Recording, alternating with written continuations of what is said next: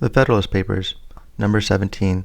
The subject continued, the insufficiency of the present Confederation to preserve the Union, for the Independent Journal, Tuesday, December 4th, 1787. Author, Alexander Hamilton. To the people of the State of New York.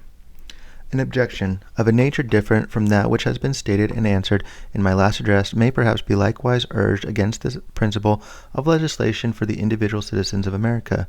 It may be said that it would tend to render the government of the Union too powerful, and to enable it to absorb these residuary authorities which it might be judged proper to leave with the states for local purposes, allowing the utmost latitude to the love of power which any reasonable man can require. I confess I am at a loss to discover what temptation the persons entrusted with the administration of the general government could ever feel to divest the states and of the authorities of that description. The regulation of the mere domestic police of a state appears to me to hold out slender allurements to ambition.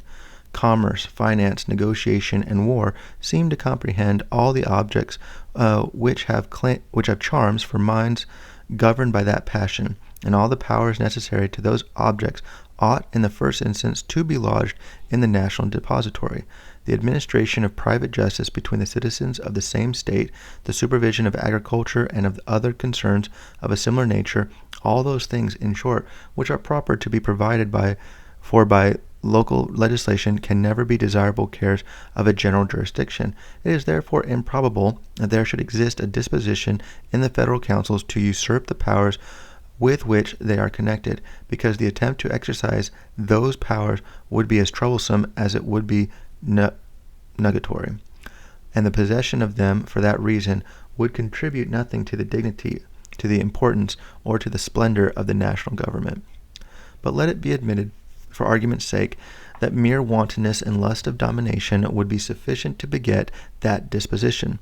Still, it may be safely affirmed that the sense of the constituent body of the national representatives, or in other words, the people of the several states, would control the indulgence of so extravagant an appetite. It will always be far more easy for the state governments to encroach upon the national authorities than for the national government to encroach upon the state authorities. The proof of this proposition turns upon the greater degree of influence which the state governments, if they administer their affairs in uprightness and prudence, will generally possess over the people, a circumstance which at the same time teaches us that there is an inherent and intrinsic weakness in all federal constitutions, and that too much pains cannot be taken in their organization to give them all the force which is compatible with the principles of liberty. The superiority of influence in favor of the particular governments would result partly from the diffusive construction of the national government, but chiefly from the nature of the objects to which the attention of the state administrations would be directed. It is a known fact in human nature that its affections are commonly weak in proportion to the distance of diffusiveness of the object, upon the same principle that a man is more attached to his family than to his neighborhood than to the community at large. The people of each state would be apt to feel a stronger bias towards their local governments than towards the government of the Union, unless the force of that principle should be destroyed by a much better administration of the latter. This strong propensity of the human heart would find powerful auxiliaries in the objects of state regulation. The variety of more minute interests which will necessarily fall under the superintendence of the local administrations, and which will form so many rivulets of influence running through every part of the society, cannot be particularized, without involving a detail too tedious and uninteresting to compensate for the instruction it might afford. There is one transcendent advantage belonging to the province of the state governments, which alone suffices to place the matter in a clear and satisfactory light. I mean the ordinary administration of criminal and civil justice.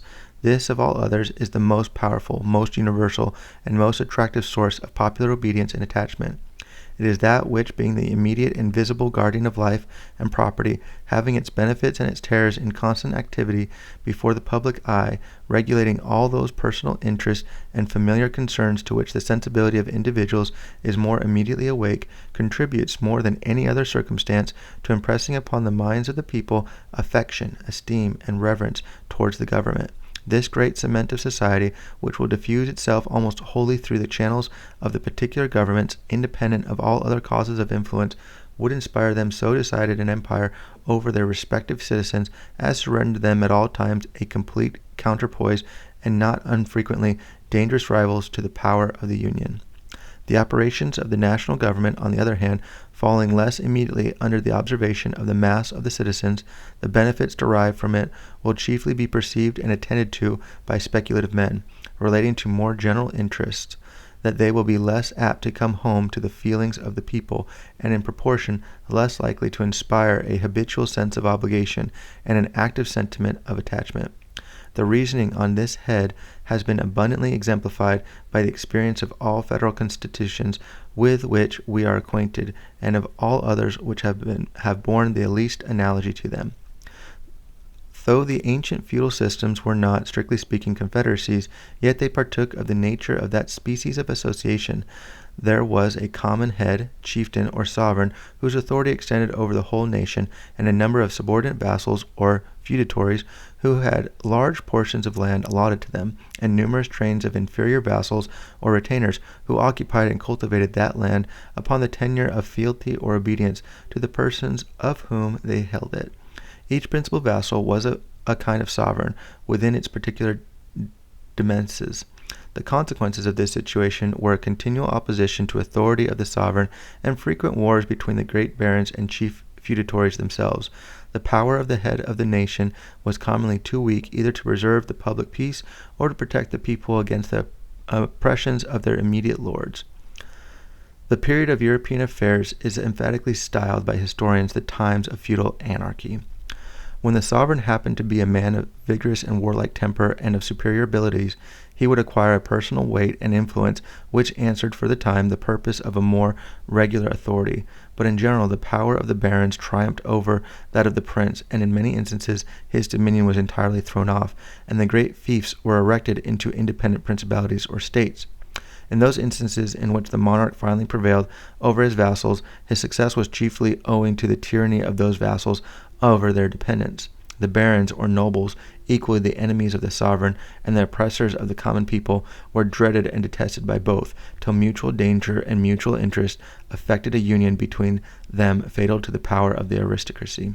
Had the nobles, by a conduct of clemency and justice, preserved the fidelity and devotion of their retainers and followers, the contest between them and the prince must almost always have ended in their favor and in the abridgment or subversion of the royal authority.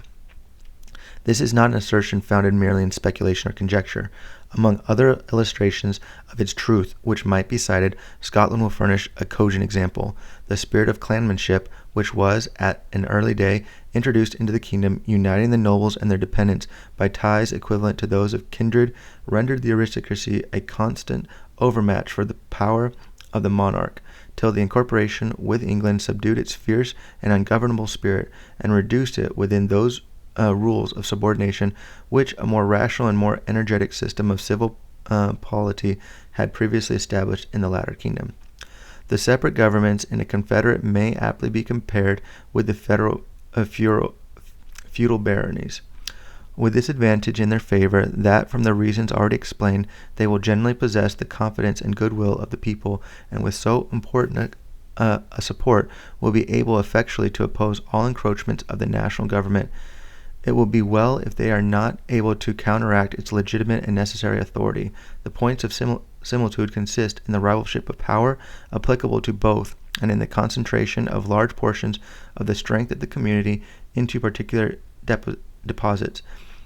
In one case at the disposal of individuals, in the other case at the disposal of political bodies. A concise review of the events that have attended Confederate governments will further illustrate its important doctrine, and inattention to which has been the great source of our political mistakes, and has given our jealousy a direction to the wrong side. This review shall form the subject of some ensuing papers. Publius.